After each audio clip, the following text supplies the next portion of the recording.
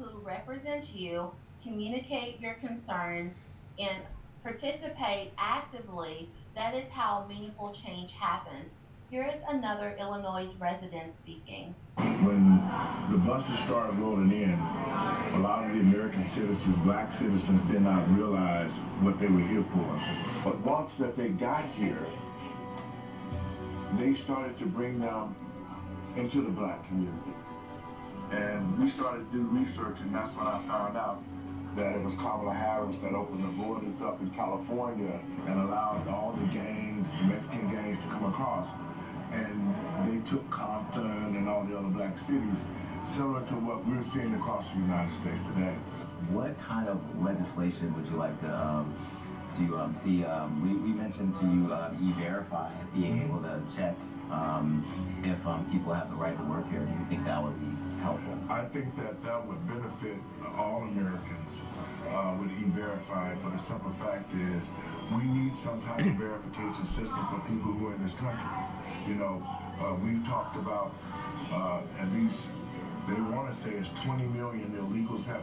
He shared how they didn't realize the full impact of certain And true. Um, they didn't realize the full impact because, well, actually, they were just ignoring reality. They just didn't want to believe it. They saw the buses coming. They saw them coming in. They saw people getting off of them, but they were just kind of like mentally frozen. I mean, I was not mentally frozen. I'm watching this thing happen, and I watched it happen over in Europe.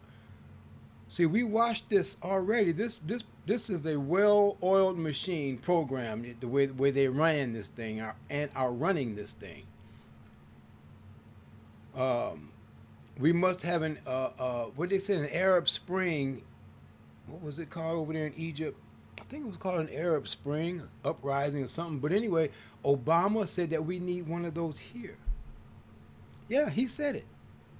Who else said it? It was Obama and one other person. I think it was that climate guy, Al Gore.